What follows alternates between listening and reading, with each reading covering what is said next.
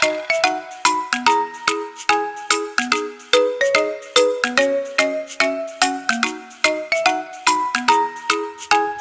anak-anak semuanya, selamat pagi, selamat bertemu lagi dengan Miss Norvin di pagi hari ini. Anak-anak sudah memuji Tuhan tadi dengan guru-guru, anak-anak sudah memuliakan Tuhan dengan sukacita, hati Tuhan sudah disenangkan dengan pujian anak-anak semua sudah naik di hadirat Tuhan. Tuhan akan memberkati anak-anak. Nah, puji Tuhan, pagi hari ini kita akan mendengarkan firman Tuhan yang terdapat di dalam kitab Galatia pasal 5 ayat 16 sampai 25. Kitab Galatia 5 ayat 16 sampai 25. Anak-anak bisa pegang pulpen, catat kitabnya dan judul ceritanya ya. Galatia pasal 5 ayat 16 sampai 25. Anak-anak yang ada di Alkitab boleh buka di dalam kitab Galatia 5 ayat 16 sampai 25. Judulnya yaitu hidup menurut daging atau roh. Hidup menurut daging atau roh. Puji Tuhan.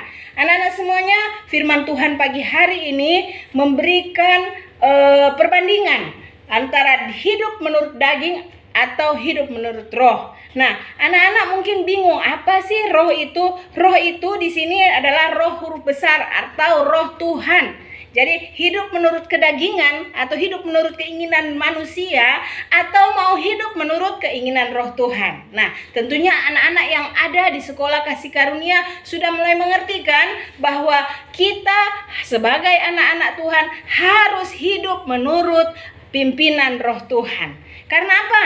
Karena kalau kita hidup menurut pimpinan roh Tuhan atau roh kudus, maka hidup kita akan selalu diberkati Tuhan. Kita akan selalu ada pada jalan-jalannya Tuhan.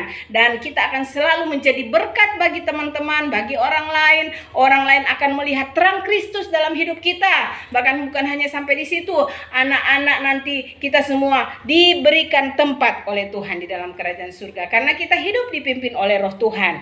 Tetapi kalau sebaliknya, kalau kita hidup menurut keinginan daging, maka anak-anak kehidupan kita akan celaka. Kehidupan kita akan mengalami banyak masalah. Kehidupan kita akan mengalami banyak hal-hal yang kita tidak inginkan. Karena apa? Kita hidup mengikuti keinginan daging manusia. Tetapi kalau kita hidup menurut keinginan roh Tuhan, maka Tuhan akan selalu menaungi anak-anak dengan kasih karunia.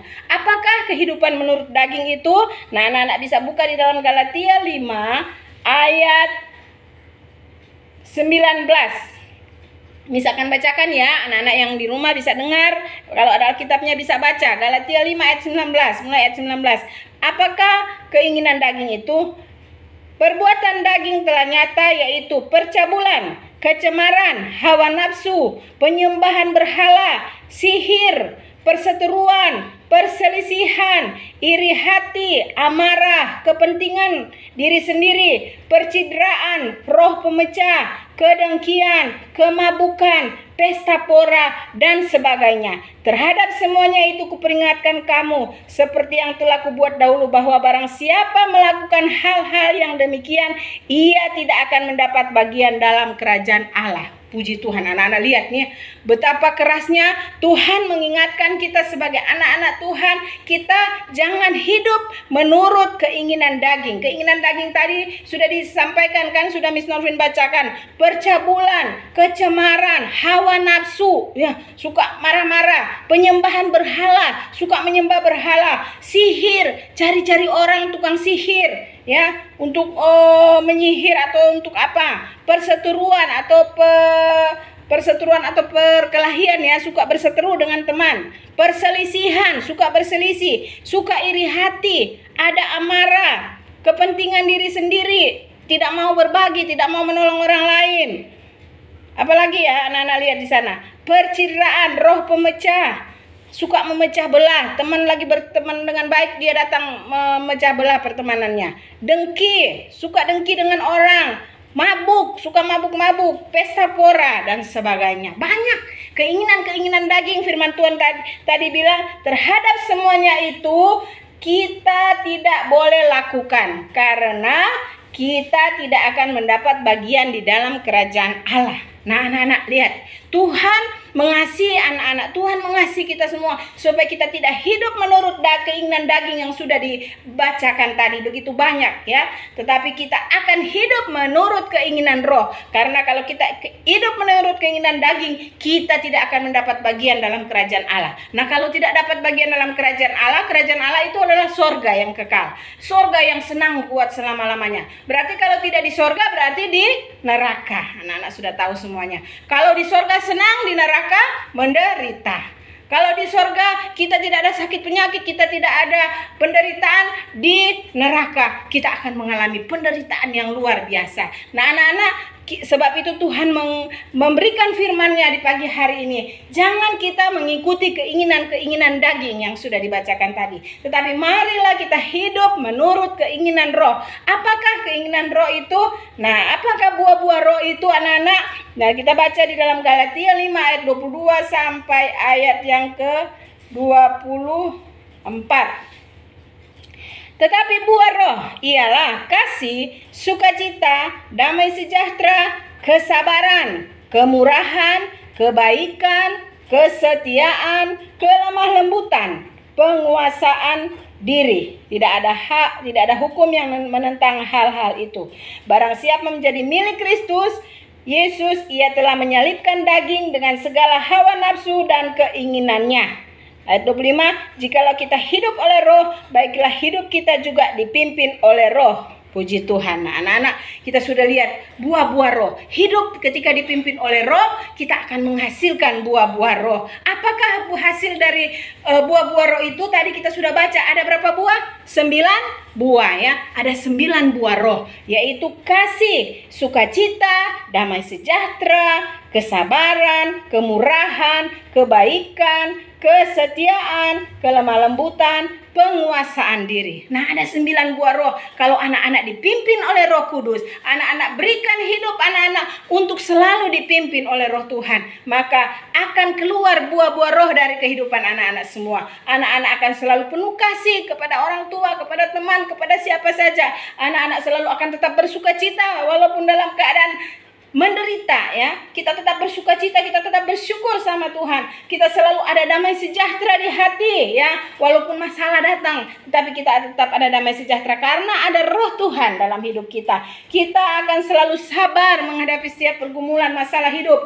Selalu ada kemurahan, kebaikan ya yang keluar dari hidup kita kepada orang lain. Ada kesetiaan kepada Tuhan, kepada pekerjaan dan kepada tugas-tugas kita. Ada kelemah lembutan, lemah lembut ya, tidak marah-marah, tidak maki-maki, tidak boleh lagi ada maki-maki ya yang keluar dari mulut anak-anak. Kita semua anak-anak Tuhan yang sudah dipimpin oleh Tuhan, mulut kita harus mengeluarkan perkataan-perkataan yang menjadi berkat bagi banyak orang. Dan yang terakhir, penguasaan diri. Nah, ini anak-anak semuanya 9 buah roh. Mungkin anak-anak masih belum terlalu paham, tetapi percaya ketika anak-anak berdoa buka hati untuk Tuhan, Roh Tuhan terus yang akan memimpin anak-anak. Roh Tuhan yang akan mengubah anak-anak. Roh Tuhan yang akan memulihkan anak-anak sehingga anak-anak semakin hari semakin memahami apa yang disampaikan oleh guru-guru lewat kebenaran-kebenaran firman Tuhan ya. Miss Norvin, miss yang lain mungkin terbatas menyampaikan firman Tuhan, tetapi ada guru yang terbesar yaitu Roh Kudus. Dialah guru anak-anak yang akan terus membimbing anak-anak,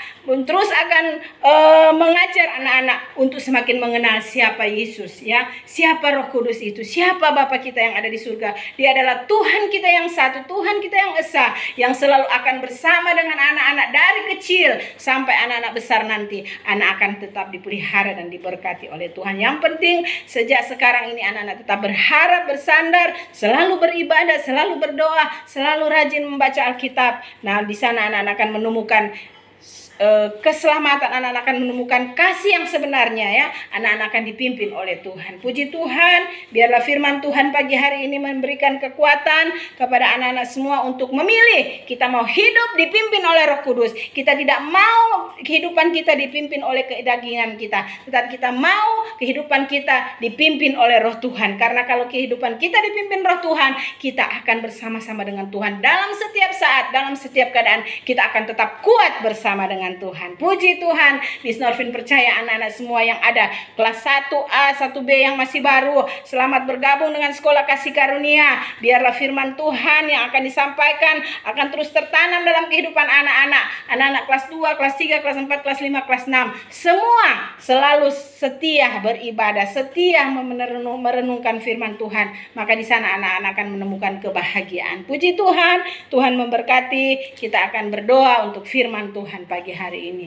Terima kasih Bapa di surga, kami bersyukur anak-anak sudah mendengarkan firman Tuhan. Biarlah firman Tuhan akan tertanam, termaterai dalam hidup anak-anak, menjadi rema. Mereka akan memahami, Roh Kudus akan terus bekerja dalam hidupan mereka, memberikan pemulihan apapun yang menjadi masalah mereka. Mereka masih kecil, mereka belum memahami pergumulan hidup, tetapi kami percaya Roh Tuhan terus akan membimbing mereka, menguatkan mereka, sehingga mereka menjadi anak-anak yang kuat, anak-anak yang dipimpin oleh Roh Tuhan, anak-anak yang selalu hidup di dalam kebenaran firman Tuhan. Jauhkan anak-anak kami dari segala pengaruh-pengaruh dunia ini, keinginan-keinginan daging yang mau membuat mereka jauh dari Tuhan. Kami patahkan dalam nama Tuhan Yesus. Tuhan akan selalu menaungi anak-anak kami, sehingga anak-anak kami selalu hidup berpaut kepada Tuhan, hidup berharap, bersandar kepada Tuhan, dan Tuhan terus merangkul mereka dengan kasih-Mu. Sejak mereka kecil sampai mereka dewasa nanti, mereka tetap di dalam genggaman tangan Tuhan.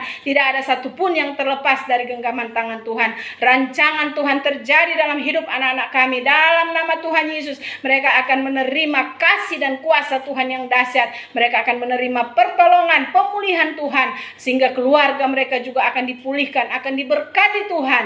Nama Tuhan dipuji dan dibesarkan. Terima kasih Bapa, berkati orang tua anak-anak kami ini dalam menyekolahkan anak-anak kami. Mereka juga membutuhkan dana, anggaran Tuhan, tapi kami percaya di dalam nama Yesus tidak ada yang mustahil. Tuhan sanggup buka jalan dan memberkati, sehingga setiap kebutuhan menyekolahkan anak-anak semua terpenuhi oleh pertolongan dan campur tangan Tuhan. Biarlah semua orang tua, anak-anak kami, guru-guru selalu mengandalkan Tuhan, berharap kepada Tuhan, karena kami percaya ketika kami berharap, bersandar kepada Tuhan, mujizat Tuhan pasti terjadi dalam setiap kehidupan kami masing-masing. Terima kasih Bapa. Ini doa kami bersyukur dalam nama Tuhan Yesus. Kami sudah menerima firman Tuhan. Anak-anak sudah menerima firman Tuhan dalam nama Tuhan Yesus. Haleluya. Anak-anak semua yang di rumah katakan amin. Haleluya. Puji Tuhan, Tuhan memberkati. Shalom. Sampai jumpa di waktu yang akan datang.